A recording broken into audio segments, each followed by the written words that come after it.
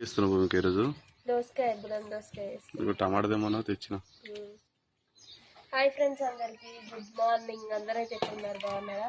చాలా రోజులు అనుకుంటా మనం వీడియోస్ సరిగా చేయక దగ్గర 10 రోజులకు పైన అవుతుంది. నిన్నైతే ఒక్క వీడియో కూడా తీయలే, ఎందుకంటే ఇద్దరు పిల్లలకు ఫీవరు, అట్లనే నాకు కూడా కొంచెం హెల్త్ బాగాలేదు. అందుకని ఇంకా మా ఆయన అయితే తొందరగా వర్క్కి వెళ్తా అంటే ఇక బుడం దోసకాయ కర్రీ అయితే వేస్తున్నా.